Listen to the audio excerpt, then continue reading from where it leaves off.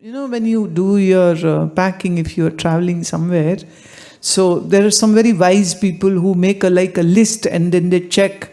I've kept this, check, check, check, check, check, check, check, and then they're very satisfied. I've done a good packing now. Huh? So similarly, you should make a list of great attributes which one should have. One who is a disciple should have this. So you should always keep that list with you. Am I loving to all? Am I filled with servitude? Check. Do I respect all? Check. I am not a lazy person? Check. I am not a rumor-mongering person? Check. I am happy to serve everyone? Check. Or am I a selfish and a greedy dog who just wants all the accolades and respect for myself? And check. Am I sweet, humble and nice? Check. Am I truthful to my meditational and yoga practice? Check.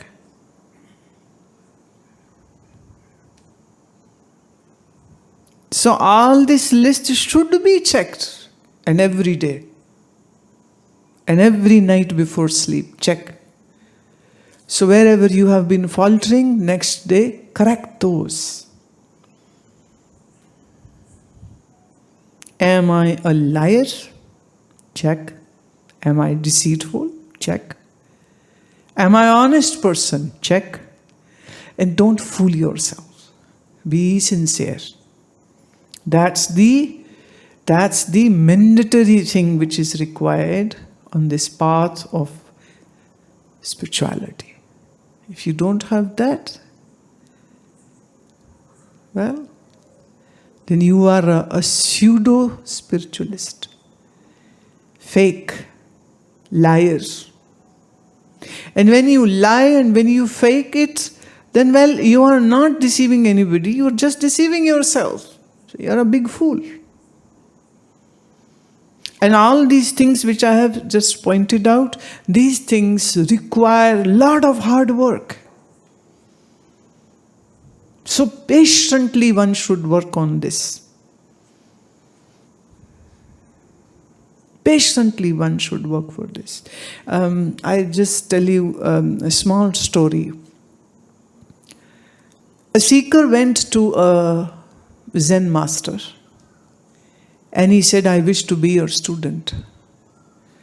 Master said, I cannot accept you as a student until you go back and say sorry to the door which you have banged while closing, and my door had not harmed you in any way, and why did you beat up my door? So you have to go back and say sorry to the door, and you threw your shoes so violently on the floor. So you have to go back and say sorry to your shoes. And am I a fool that I go and apologize to a door and to shoes and... Wow.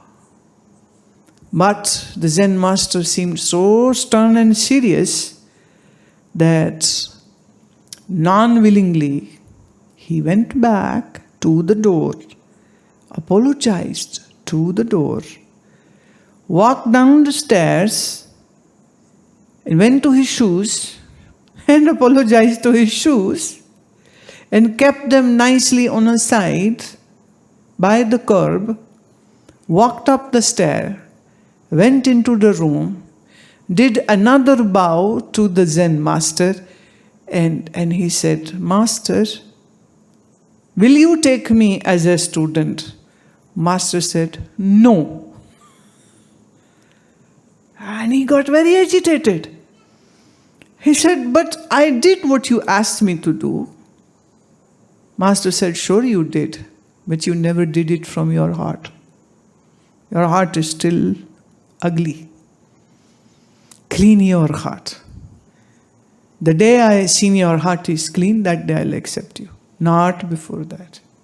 So he stayed in that monastery. There was a hostel. He stayed there from morning early hours to late in the evening, he would stay in the monastery, and whenever he would go, there would be some monk who would say that today Master has given you the job to broom the courtyard, or to clean the utensils, or to chop the vegetables, or to clean the doorways and the windows, or to do this, or to do that, or to do this.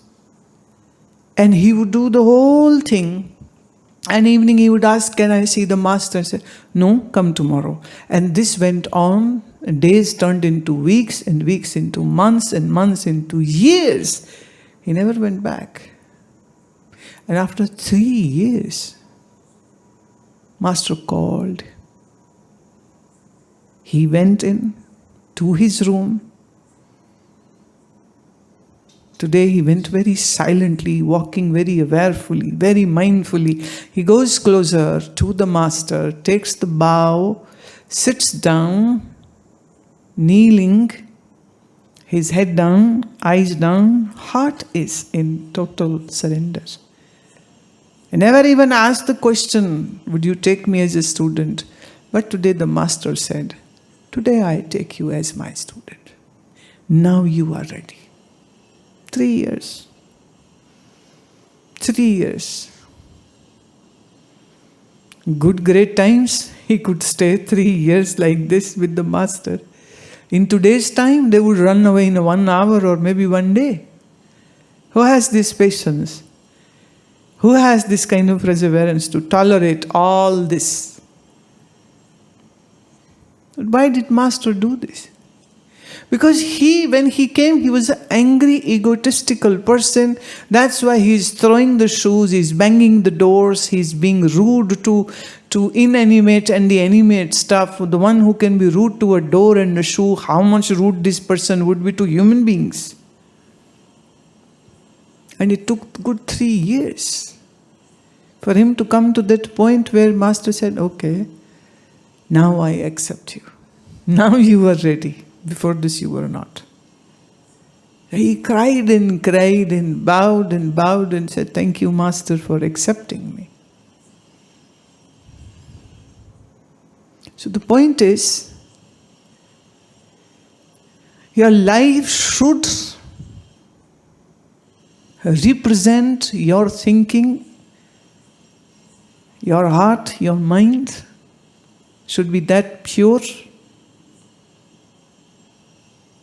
You become that innocent and pure, like a child, like a baby. We see a baby, we want to play with the baby, we want to cuddle the baby, we want to embrace the baby, we want to talk to the baby, because babies are cute and sweet and lovable. So you have to be that innocent, that you become lovable, that Master wishes to be with you, and Master doesn't just kicks you out and away.